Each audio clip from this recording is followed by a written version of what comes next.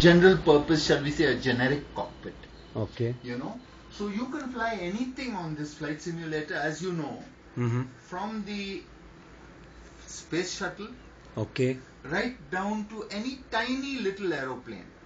Whatever aircraft are available on flight sim is available on this. Okay. And the controls are generic. You see, for instance, every aircraft has Yeah. a control column.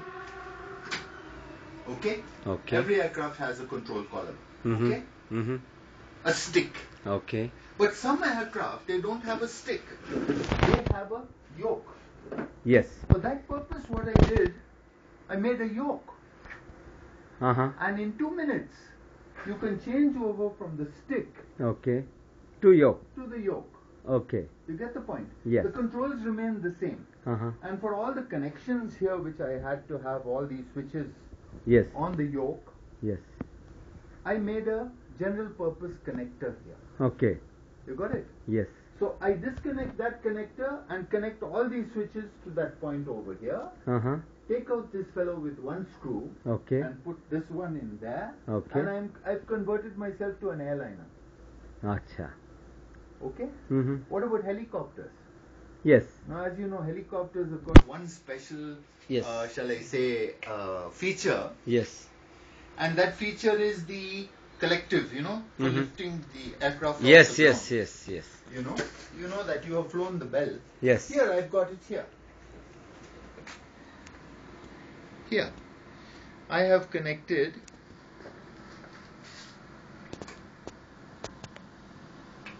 Okay.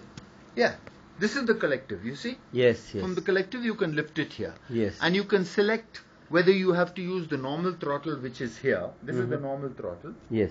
right? Yes. You can select between the normal throttle and the collective. Okay. If you're flying a helicopter, you will select this one. If you're flying a normal aircraft, you will select this one. Yes. So this is a general purpose control. Okay. And this controls most common small aircraft. Yes. Right?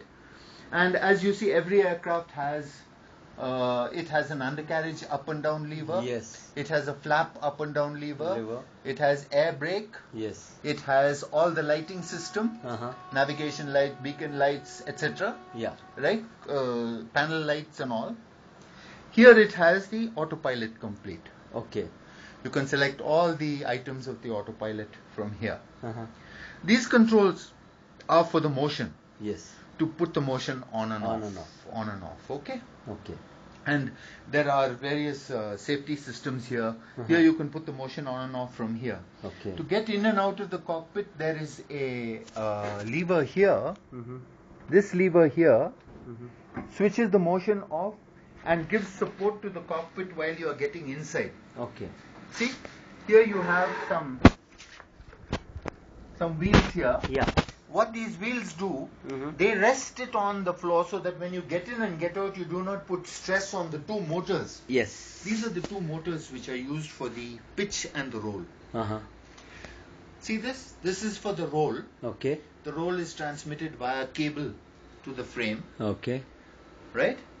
And the pitch motor is here. Okay. See the pitch motor? Yeah. The pitch motor moves the cockpit, this inner frame. Okay.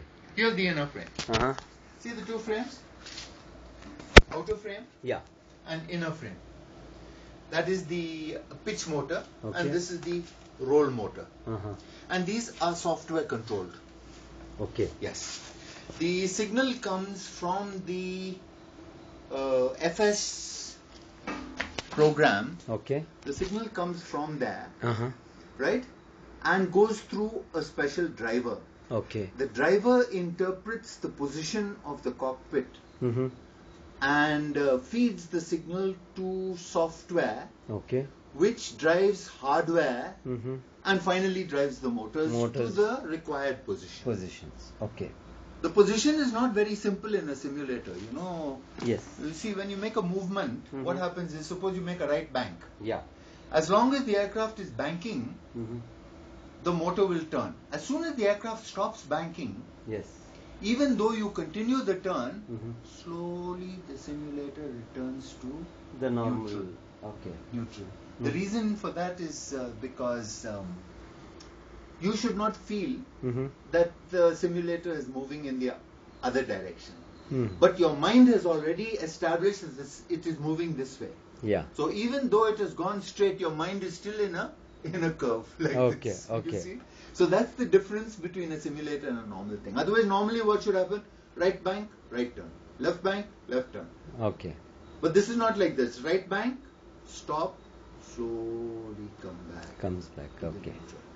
And you still feel that you are turned. That's the beauty of that. Okay. So that's the situation. And how about this speaker? That is not a speaker. Yeah.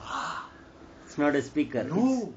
That is tactile transducer which introduces vibration according to the vibration created by the engine, created by the flight, created by whatever. Achha. Those are low frequency units which run between 10 hertz and 100 hertz. Okay. There are two of them. One is directly under the seat. So you can feel the vibrations in your bottom. Okay. The other is on the floor, on the cockpit floor. Okay. So you can feel the vibrations on the cockpit floor. Here's the cockpit floor. Okay. It's the cockpit floor. And here you have a normal sound system, which gives you the sound of the engine and the sound of the speakers and ATC and everything. Plus, in addition to that, what I have done, Akram, here I have put in an internal system here. Yeah. So that I can talk to this person from outside. Outside, yeah. Okay. If this was a two-seater, it's great. But this is not a two-seater. So what you see here on the screen, I will see on this screen. Okay. So I can talk to you, I can fly, I can teach you how to fly while you're sitting inside. It is not better than a two-seater, but it is better than nothing. Yes. You know. So recently I just put this as a two-way communication system. That's all. Which I can talk to you and you can talk to me. The most innovative thing that I have done, Akram, is it is still to be completed. I've added one more motor here. You didn't ask me what this motor is. Yes. You know what that motor is? No. That, according to the amount of G you feel. Okay. You know the G force. Yes. You feel when the aircraft moves. Or when the aircraft takes a particular maneuver. Yeah. You feel G forces. Yeah. What happens here, this motor tightens the belt. Acha. It tightens the belt on your shoulder, so you have a feeling that you are actually pulling the G. Whereas in a static item, it's not possible to pull G. Yes. But I have made the G for that. Okay. Okay? So that's a G motor. And it works according to the aircraft position. Yes? Okay.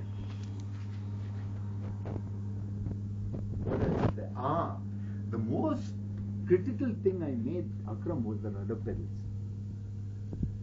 Now, the rudder pedals were so critical because very stupid thing happened.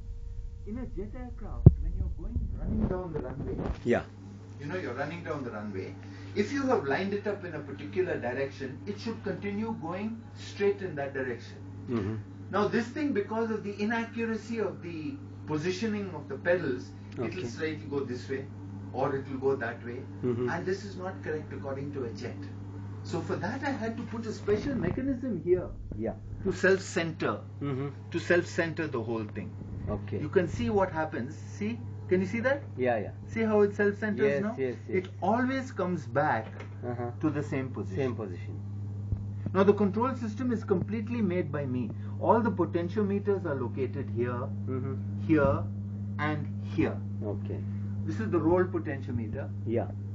This is the pitch potentiometer, and this is the rudder potentiometer.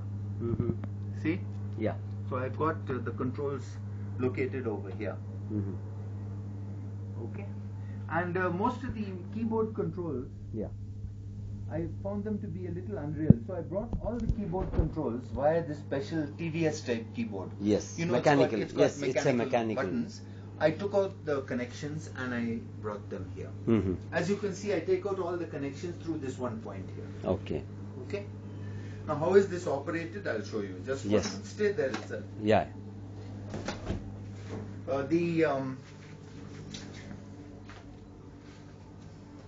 this is the main computer, Yeah. which has the FS on board, Mm-hmm.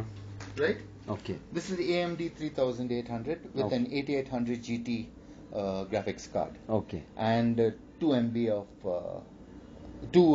of RAM. Okay. Okay. Okay. So that's the system. Now this item is a special item. Mm-hmm. This is where the signal from the serial cable of this Mm-hmm. gives the motion information Mm-hmm. or the motion cue information Mm-hmm. to this unit. Okay. What this unit does, Mm-hmm. it lights up. Is the power gone off? Yeah. Oh my God! This is a very rare thing. Okay. Akram. Okay. So it hasn't gone off for 3 days now. Mm-hmm. Okay. So it gives it to this unit here Mm-hmm. from the serial cable. Okay. Now this unit processes those cues Okay. which tell it to move left, right, up, down, whatever, Mm-hmm. and gives it to a power system here. Okay. The power system drives the motor in whichever direction you require. Okay. You get it? Mm-hmm. So that's the idea there. This is just a general power supply unit Mm-hmm. which gives me 12 volts to operate the transducer circuits and other things, you know. Okay. Okay. The whole thing lies here. Mm-hmm. This unit alone with the software, Mm-hmm. this unit alone with the software must be costing close to 40,000 rupees.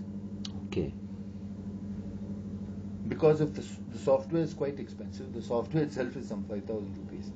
And the rest of it is, extra. The hardware. Yeah. The hardware is not that much, but still, Mm-hmm. So that's the situation, Akram.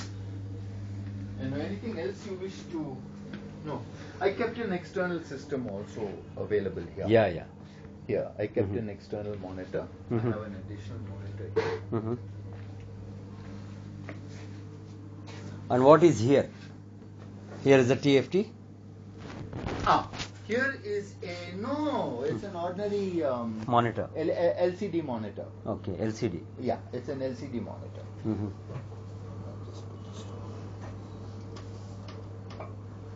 Okay, that's an LCD monitor, nothing special.